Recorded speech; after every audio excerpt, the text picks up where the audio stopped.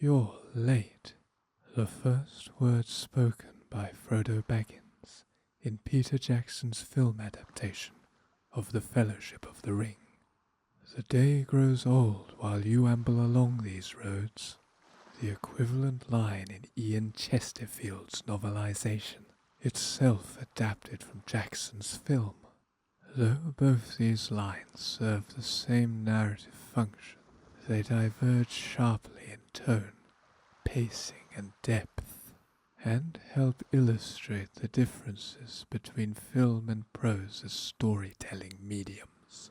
"You're late" is an efficient, minimalist line which relies on brevity and economy, ideal for the medium of film.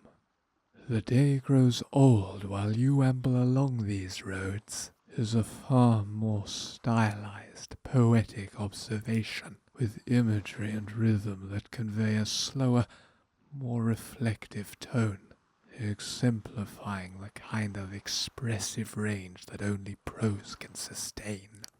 As we see, this simple exchange, altered in its retelling, highlights how each medium reshapes the same moment to suit its unique storytelling tools. To further explore these differences, this video will look at one part of the story in both the film and the novelization of The Fellowship of the Ring. First, we'll watch a short clip from the film. Then, we'll read the matching chapter from the novelization. Since films move quickly and can show a lot in just a few minutes, while novels often take pages to describe the same events, we'll break the novelization chapters into short passages. After each passage, we'll stop to talk about what works well in the novel, what might be stronger in the film, and how each version tells the story in its own way. We'll go back and forth like this until we've worked through the whole chapter. At the end, we'll wrap everything up by thinking about what each medium does best, where they might struggle, and how comparing them helps us understand the story in a new way. By the time we're finished, we'll have a much clearer idea of how storytelling changes when it moves from screen to page, and why that matters. Let's begin.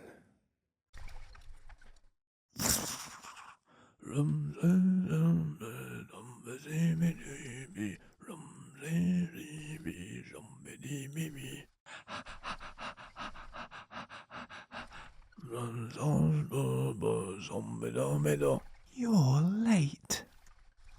A wizard is never late, Frodo Baggins. Nor is he early. He arrives precisely when he means to.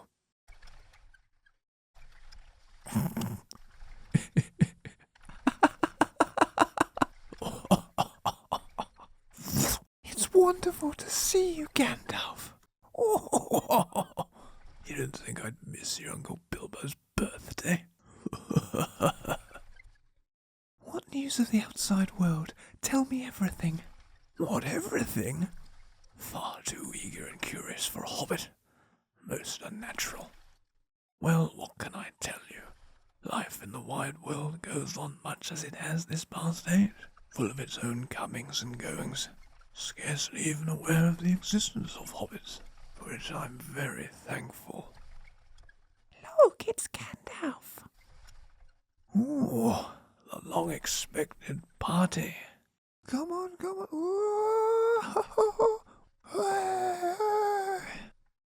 Well, how is the old rascal?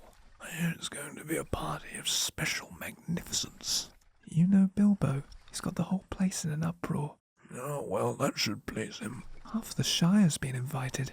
Good gracious me. He's up to something. Oh, really? All right, then, keep your secrets. Before you came along, we Bagginses were very well thought of. Indeed. Never had any adventures or did anything unexpected. If you're referring to the incident with the dragon, I was barely involved. All I did was give your uncle a little nudge out of the door.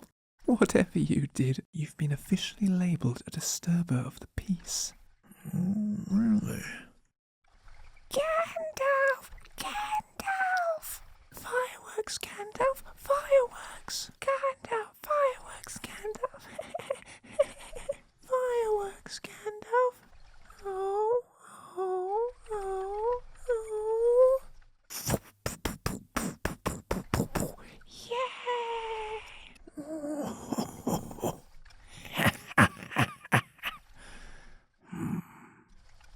Gandalf.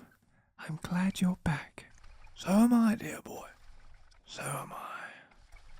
Oh.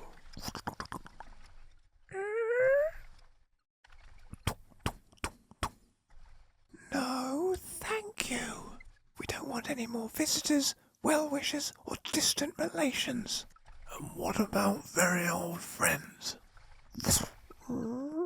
Gandalf? Bilbo Baggins. My dear Gandalf. It's good to see you. Ha ha ha. 111 years old. Who would believe it? You haven't aged a day. Come on, come in. Welcome, welcome. Tea? Or maybe something a little stronger. I've got a few bottles of the old Wyniad left. 1296. Very good year. Almost as old as I am. It was laid down by my father. What say we open one, eh? Just tea, thank you. Ooh. Ow! I was expecting you sometime last week. Not that it matters, you come and go as you please. Always have done, always will.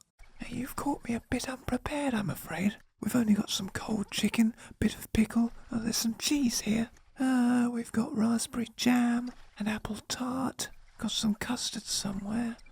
Not much for afters, I'm afraid. Oh no, we're all right. I could make you some eggs if you Gandalf? Just tea, thank you. Oh, right. You don't mind if I'm... Oh, no, not at all. Oh, Bilbo Baggins. I'm not at home. I've got to get away from these confounded relatives hanging on the bell all day, never giving me a moment's peace. I want to see mountains again. Mountains, Gandalf. And then find somewhere quiet where I can finish my book. Oh, tea. So you mean to go through with your plan, then? Yes, it's all in hand. All the arrangements are made. Oh, thank you. Frodo suspects something. Of course he does. He's a Baggins, not some block-headed brace-girdle from Hardbottle. You will tell him, won't you? Yes. He's very fond of you. I know. He'd probably come with me if I asked him. I think in his heart Frodo's still in love with the Shire. The woods, the fields, little rivers. I'm old, Gandalf. I know I don't look it, but I'm beginning to feel it in my heart. I feel thin, sort of stretched like butter scraped over too much bread. I need a holiday, a very long holiday, and I don't expect I shall return. In fact, I mean not to. Next, we'll read the first passage from the chapter of the Novelization, and then compare and analyze the differences. The late summer sun cast dappled shadows through an ancient oak's sprawling branches. Beneath its protective canopy, nestled in a hollow where gnarled roots broke through the earth, a pair of unusually large hairy feet rested upon a moss-covered stone. These feet, larger than a child's, yet smaller than a man's, belonged to a figure stretched languidly across the sweet-smelling grass. White wildflowers dotted the meadow, their delicate petals stirring in the gentle breeze that swept across the rolling hills. The tall grasses, golden and heavy with seed, swayed rhythmically, creating a rustling symphony that complemented the peaceful afternoon. But Frodo Baggins was not one to waste such a fine day in idle slumber. His nimble fingers turned the pages of a weathered book bound in faded red leather, his deep blue eyes darting eagerly across tales of ancient magic and faraway places. A slender stem of grass protruded from between his lips as he absently chewed its end, momentarily lost to the world around him. Frodo was another who belonged to that diminutive, comfort-loving folk known as hobbits, who rarely grew taller than 4 feet in height. With their curly hair, rounded features, and notably large fur-covered feet, hobbits were a people who prized the simple pleasures of good food, fine pipeweed, and peaceful living above all else. They dwelled in the fertile countryside of the Shire, far from the troubles that plagued the wider world. At 33 years of age, Frodo possessed a youthful appearance uncommon even among his kind. His dark curls framed a face unlined by hardship, his complexion bearing the healthy glow of one who spent many hours wandering the countryside. Though he enjoyed the creature comforts of hobbit life as much as any of his neighbours, something in those sapphire eyes hinted at a curiosity about the world beyond the Shire's familiar boundaries, a trait he had perhaps inherited from his eccentric uncle and guardian, who had raised him after the tragic drowning of his parents many years before. But the tranquillity of the moment was suddenly interrupted by a distant sound. Frodo paused in his reading, head tilting slightly as his keen ears detected the rhythmic clip-clop of hooves against the packed dirt road. Then came another sound, a deep, melodious voice humming a travelling song, the notes rising and falling with practiced ease. Frodo's heart leapt in his chest. He recognized that voice, though it had been nearly a year since he had last heard it. In an instant, he was on his feet, the forgotten book tumbling into the grass beside him. He spat out the grass stem and brushed down his simple linen shirt and brown breeches. "He's come at last," Frodo whispered to himself, unable to contain his excitement. Without hesitation, he bounded down the hill, his nimble feet finding purchase on the uneven terrain with habitual surety. He vaulted over fallen logs, ducked beneath low-hanging branches, and weaved through clusters of bluebells and foxgloves, moving with a sure-footedness that was characteristic of his people. The humming grew louder as Frodo neared the lane. Through gaps in the foliage, he caught glimpse of a weather-beaten cart drawn by a plodding brown pony. At the reins sat a stooped figure clad entirely in grey. From his pointed hat to his travel-worn boots, a silver scarf was wound about his neck, and a long beard descended well past the belt cinched around his waist. This was no hobbit, but a visitor from the world of men, though those who knew him well understood he was far more than just a man. In the Shire, he was known primarily as a creator of magnificent firework displays and a teller of extraordinary tales, but few suspected the true extent of his wisdom and power. Frodo's smile widened. He scrambled up a steep embankment overlooking the narrow road, concealing himself behind a curtain of trailing ivy. The cart approached at an unhurried pace, its wooden wheels creaking in protest at every rotation. The pony's ears flicked back and forth, perhaps sensing they were being watched. As the cart passed directly beneath his hiding place, Frodo stepped forward onto the edge of the bank, hands planted firmly on his hips. The sunlight illuminated his face, his eyes twinkling with mischief and affection. "The day grows old while you amble along these roads," Frodo called down, his voice ringing with warmth and gentle teasing. "I've watched the shadows lengthen since morning, waiting for your arrival." The pony snorted in surprise and halted abruptly, nearly unseating the grey-clad traveller. The cart rocked backwards, its contents rattling ominously within wooden crates and canvas-covered bundles. The old man looked up, momentarily startled, revealing his weathered face beneath his broad-brimmed hat. This passage from the Novelization reveals both the immersive strengths of written storytelling and some of its natural limitations when compared to film. As a literary medium, prose excels at cultivating mood, painting layered visuals with language, and offering internal insight that visual storytelling cannot always provide. Here, The descriptive richness is one of its primary strengths.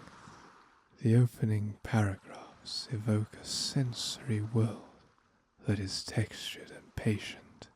The natural beauty of the Shire, the movement of grass, the smell of moss, the flutter of wild flowers. This level of detail is something prose handles gracefully. It invites the reader to move slowly, to savor the world as Frodo experiences it. The moment is quiet and internal, resonating with a sense of timelessness that matches the original novel's themes of nostalgia and the passage of ages. Film, by contrast, often needs to move more quickly or rely on visual shorthand. As we saw, the film showed Frodo under a tree in a single shot that lasted mere seconds, as it could not afford us the kind of sustained intimacy with Frodo's thoughts and the setting's textures that this passage achieves. There are, however, moments where prose shows its limitations. Because written language requires time and sustained focus, a passage like this, rich in modifiers and digressions, might test a reader's patience if they are not already invested. The very slowness that makes the Shire feel real could feel indulgent or static to some readers. The film attempted the same impression in a fraction of the time, aided by sound effects, editing, performance, and mise en scène, delivering an instant emotional payoff. Whereas in prose, the build-up is longer and dependent on language alone to sustain tension and delight. Let's continue.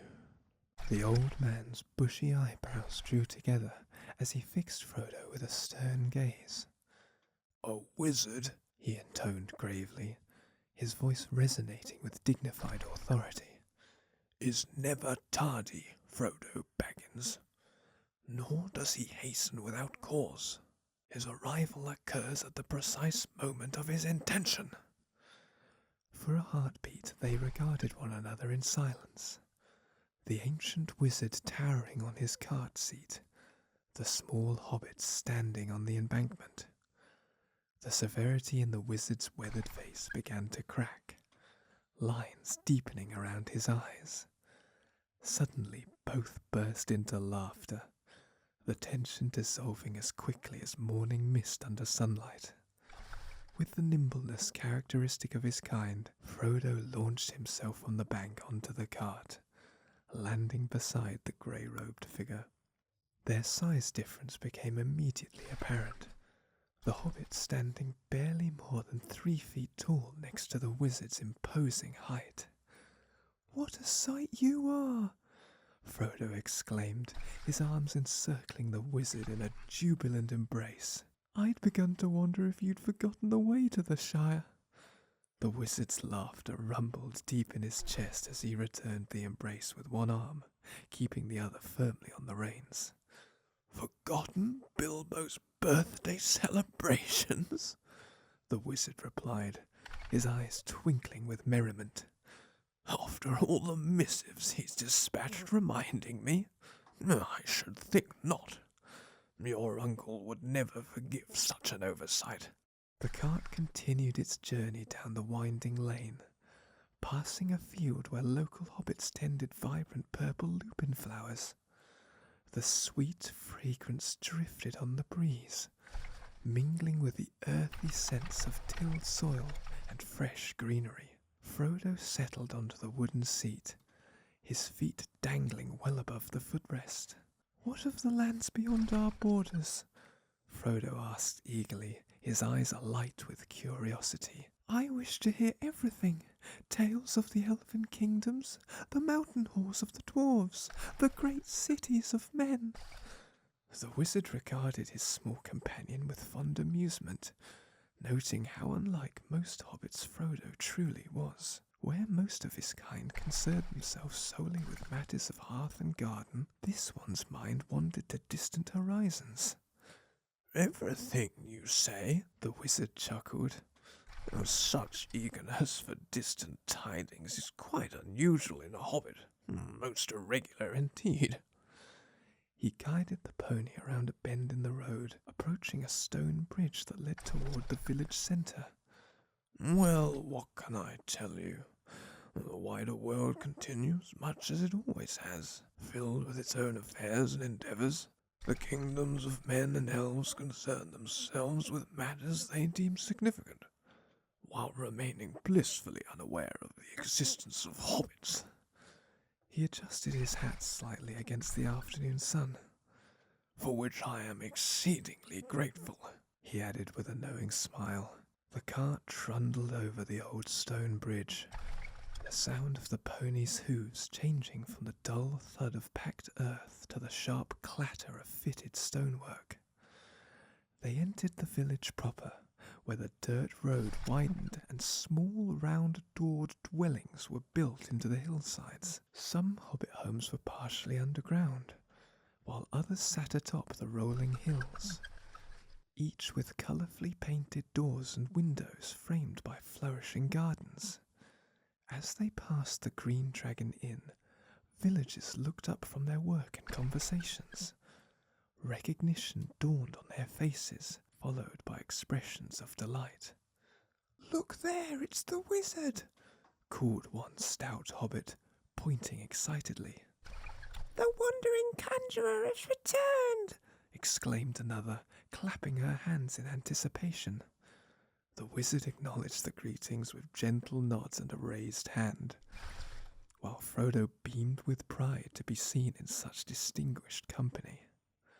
The long-expected party, the wizard mused as they approached the expansive field where preparations were underway. Dozens of hobbits bustled about, erecting tents, arranging tables, and hanging decorations from the massive oak tree that dominated the centre of the field. Your uncle has spared no expense, it seems. A group of hobbits hoisted a large banner bearing the words Happy Birthday Bilbo Baggins between two sturdy poles near the great tree. A hobbit with flour-dusted hands paused in her work to admire the sign, her face alight with anticipation for the festivities to come. Every hobbit from Bywater to Buckland has been invited, Frodo explained, gesturing towards the elaborate preparations. Bilbo intends this to be a celebration remembered for generations. But what the young hobbit couldn't know was just how memorable this particular birthday would prove to be. Not just for the Shire, but for the fate of lands far beyond their peaceful borders. One of prose's chief strengths lies in its ability to pause and dwell. In this passage, the author doesn't merely relay events. They slow the narrative to savour texture, the earthy sense of tilled soil, the vibrant purple lupin flowers, and the quiet hum of domestic life in the Shire. These sensory details don't just build setting, they infuse the world with personality and warmth. In the film, even with the sweeping cinematography and complex sound design, there was rarely time or permission to explore the world with such inward intimacy. A camera can only show a flower field, but prose can tell us how it smells, how it makes a character feel, and why it matters in a way that becomes personally resonant. Another strength of the written medium is its seamless blend of narration and character psychology. In these passages, Frodo's curiosity and emotional responsiveness are given a voice, not through dialogue or performance, but through internal observation. His eagerness to hear of the elven kingdoms, the mountain halls of the dwarves, is not simply reported, but contextualized. We're told how he differs from other hobbits, why the wizard finds this most irregular, and how Frodo's yearning ties into his upbringing. The film relied on Frodo and Gandalf's facial expressions and single lines of dialogue to suggest this, but the novelization can explain without seeming redundant or pedantic. It builds character with gentle accumulation. However, prose is not without limitations. While it excels at internal depth and world building, it can falter in immediacy and visceral engagement. In the film, the moment Frodo leaps onto the cart carried a kinetic energy that the written version only implies.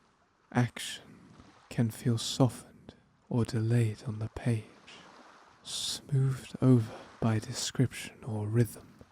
Likewise, the humour in the wizard's mock seriousness risks being flattened without the actor's timing or delivery to elevate it. In this sense, prose must trust its reader's imagination to carry tone, where a film can do so with precise control. Let's continue. And how fares the venerable old adventurer? I have received word that this is to be a gathering of exceptional grandeur, asked Gandalf as they rounded another bend in the road. Frodo laughed and shook his head. You know Bilbo's way. The entire Shire's been thrown into disarray with his preparations. Not a day passes without some new demand for exotic foods or peculiar decorations. I imagine such commotion brings him considerable satisfaction, the wizard replied, his beard twitching with suppressed mirth. He's invited half the Shire's population at the very least, Frodo continued. Perhaps more. The wizard's eyebrows rose dramatically. Goodness gracious, he murmured, though his tone suggested he found nothing surprising about Bilbo's extravagance. Frodo studied his companion's weathered profile. But I'm sure there's something more to these celebrations than mere birthday festivities, he observed quietly. Something he hasn't shared, even with me. Is that so? The wizard replied with exaggerated innocence, suddenly becoming very interested in adjusting his pony's reins. Frodo caught the evasion immediately. A knowing smile spread across his face as the wizard deliberately avoided meeting his gaze. Very well, maintain your confidences, Frodo said with good-natured resignation, though I'll discover the truth eventually. The wizard chuckled at this, his shoulders shaking beneath his grey robes. I'll have you know, Frodo continued with mock solemnity, that before your intrusion into our lives, the Baggins name commanded considerable respect throughout these parts. Did it indeed? The wizard asked, one bushy eyebrow arched high. We were predictable, respectable folk. never engaged in escapades or conducted ourselves in any manner deemed peculiar. Frodo's voice carried the light-hearted accusation clearly. The wizard straightened slightly in his seat. If you're alluding to that business with the fire drake, I assure you my involvement was minimal, he protested. I merely provided your uncle with a gentle encouragement toward the threshold, and the subsequent exploits were entirely of his own making. Well, regardless of your claims of innocence, Frodo replied with a grin, you've been formally designated as a disruptor of tranquility by local consensus. Have I now? The wizard responded, though his twinkling eyes suggested he wore such a title as a badge of honour rather than shame. As they entered the heart of Hobbiton, an elderly hobbit named Odo Proudfoot looked up from his garden bench, his face pinching with suspicion as the wizard's cart trundled past. The peaceful scene was suddenly animated by the excited shouts of hobbit children who had spotted the wizard's cart. They raced down the lane behind the vehicle, their bare feet pattering on the dusty road. "The wizard! The wizard!" they cried. "Show us some magic!" The wizard appeared not to hear them, gazing straight ahead with studied indifference. The children slowed their pursuit, disappointment evident on their small faces, as the cart continued up the lane without acknowledgement. Then, without warning, brilliant spheres of blue, red, and gold light burst from the back of the cart, spiralling into the air and showering harmless sparks over the delighted children. Their squeals of joy echoed through the village as the magical lights danced and spun before fading into the afternoon air. From his garden bench, Odo Proudfoot couldn't suppress an appreciative chuckle at the display, until he caught sight of his wife's disapproving frown, whereupon he quickly resumed his expression of dignified disapproval. As the cart approached the hill crowned by Bilbo's residence, Frodo rose to his feet, balancing easily despite the cart's rocking motion. "I cannot express how pleased I am by your return," he said, genuine affection warming his voice. With the grace that belied his small stature, Frodo leapt from the moving cart, landing lightly on the path. The wizard's face softened as he watched the young hobbit. "As am I, dear boy," he replied quietly. "As am I." The cart came to a halt before an exceptionally fine hobbit dwelling built into the crown of the highest hill in Hobbiton. A polished brass plaque on the gate proclaimed the residence as Bag End, while a newly placed wooden sign beneath it warned, "No admittance except on party business." The wizard regarded the sign with amusement before gathering his robes and staff. With a sprightliness that belied his apparent age, he made his way up the garden path toward the perfectly round green door set into the hillside, behind which waited an old friend with secrets of his own. This passage captures both the pastoral charm of the Shire and the quiet undercurrents of mystery and anticipation that lie beneath the surface. There's a rhythm to the dialogue between Frodo and Gandalf that builds a sense of long-standing familiarity and affection, something prose is uniquely equipped to depict through both spoken words and internal observation. For example, the description of Frodo studying Gandalf's weathered profile, or noticing the wizard's evasions, provides a window into his perception, something that may have seemed more elusive in the film. The passage also benefits from the narrator's tone, a quiet omniscience that slides seamlessly between dialogue, gesture, and setting. This allows the reader to experience not just the event, but its emotional texture. We are told that the wizard's beard twitches with suppressed mirth, that his eyes twinkle, and that Frodo speaks with good-natured resignation. These cues guide the reader's emotional interpretation of the scene, whereas the film relied on acting, sound effects, and cinematography to achieve similar effects. Prose gives the author full control over subtext. Nothing is left to chance or misinterpretation. We are told how Frodo feels and how the wizard responds inwardly, which provides clarity at the cost of some of the mystery that visual storytelling can preserve. However, this clarity is also where prose reveals its limitations.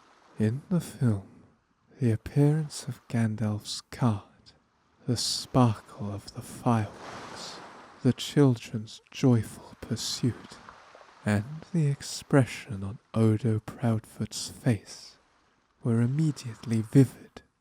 These moments, while described here with care and charm, must be translated into language which takes time and risks slowing the pace. What a single wide shot in the film conveyed in 3 seconds took 3 paragraphs to describe here in prose. Let's continue.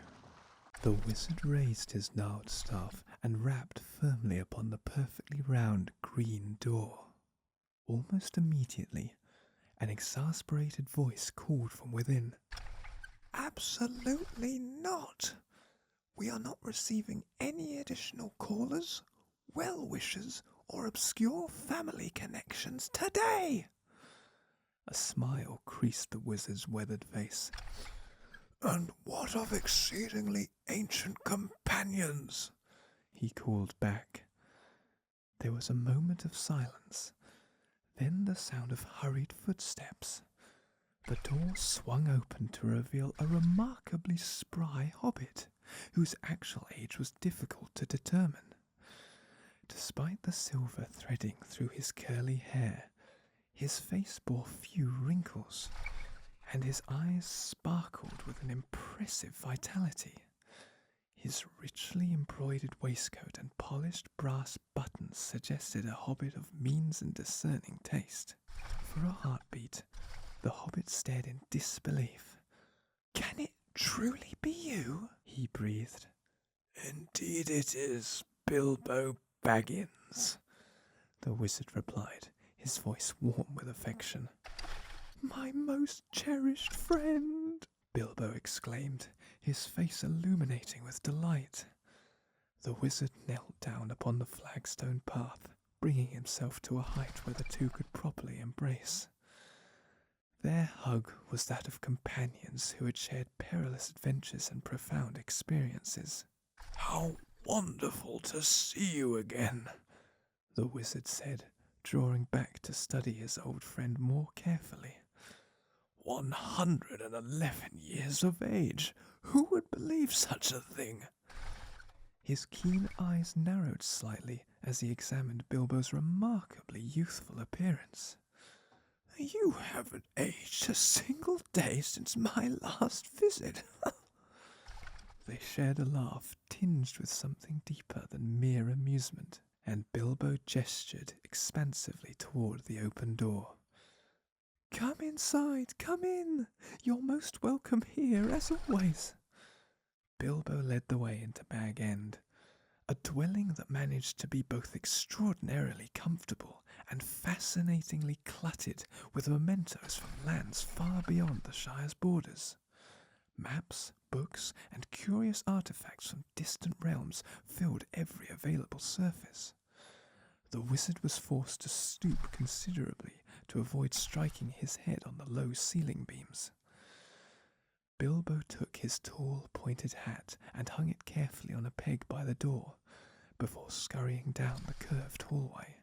"There we are, settled at last," Bilbo said, closing the door behind them. "Now then, refreshments. Would you care for tea, or perhaps something with more potency? I've preserved several bottles from the old vineyard, vintage 1296, a particularly excellent year, nearly as ancient as myself." He chuckled at his own jest. "My father laid it down. Shall we open one in celebration of your arrival?" "A tea will suffice, thank you," the wizard replied mildly. As Bilbo disappeared into the kitchen, the wizard took the opportunity to reacquaint himself with the familiar surroundings of Bag End. The circular rooms flowed one into another, each filled with the accumulated treasures of Bilbo's extraordinary life. As he moved through the sitting room, the wizard inadvertently struck his head against a hanging lamp, then collided with a wooden ceiling beam. "I had anticipated your arrival last week," Bilbo called out as he rummaged through his pantry. "Not that your timing matters in the slightest. You've always come and gone according to your own inscrutable schedule."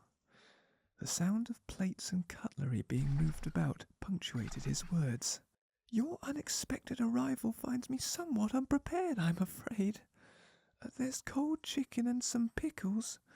And a bit of cheese here. Oh, no, that simply won't do." The wizard paused before a framed parchment hanging on the wall. It was a map, with one corner blackened by fire, Thorin's map of the Lonely Mountain. The sight of it brought a fond smile to his face, memories of their shared adventure flooding back. "I have raspberry preserves and fresh apple tart," Bilbo continued his inventory. "There must be custard somewhere about. I fear the options for dessert are rather limited. Oh no, not to worry. I've just discovered some sponge cake. A delightful little snack. I hope this modest offering will suffice." He appeared at the pantry door with an apologetic expression. "I could prepare eggs if you prefer." When he turned, Bilbo started visibly. The wizard had somehow materialized directly behind him without making a sound. In Bilbo's hand was a half-eaten pork pie that he had evidently been sampling during his search. "Tea alone will be quite satisfactory," the wizard repeated gently. "Ah, yes, of course," Bilbo nodded, his mouth still partly full. "You wouldn't object if I continue?" He gestured to his impromptu meal. "Not at all," the wizard assured him. "Please, carry on." Their conversation was suddenly interrupted by an aggressive pounding on the front door. "Bilbo Baggins!" a shrill female voice demanded from outside. "Open this door immediately! I know you're within!" Bilbo's expression transformed to one of pure panic. "I am not at home to visitors," he whispered urgently, attempting to conceal himself behind the pantry door. The wizard observed his friend's distress with barely concealed amusement. "I must escape these confounded relations," Bilbo muttered. "They ring the bell throughout the day, never allowing me a moment's tranquillity." He moved away from the door, his voice taking on a wistful quality.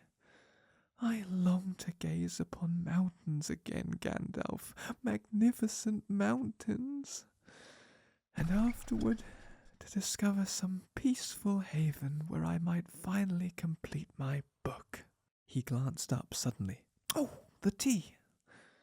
As Bilbo busied himself with the kettle, the wizard leaned against the doorframe. "So you intend to proceed with your scheme, then?" Indeed, Bilbo nodded emphatically. Everything has been arranged most meticulously. Frodo suspects your intentions, he observed. Naturally he does, Bilbo replied with pride. He's a Baggins after all, not some thick-skulled brace-girdle from Hardbottle.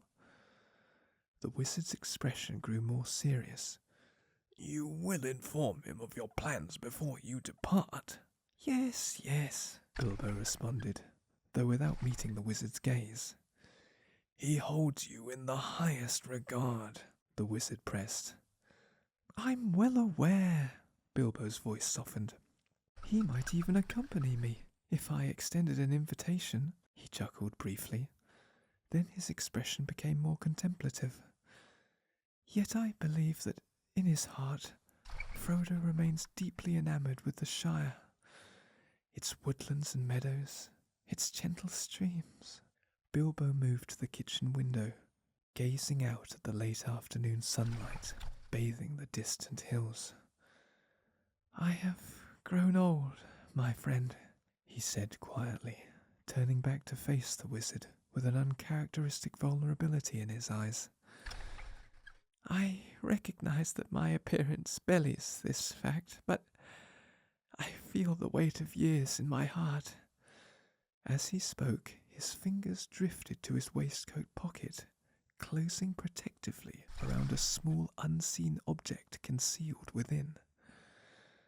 I feel diminished somehow, he continued, struggling to articulate the sensation. Stretched beyond my natural capacity, like a modest portion of butter spread across an excessive slice of bread.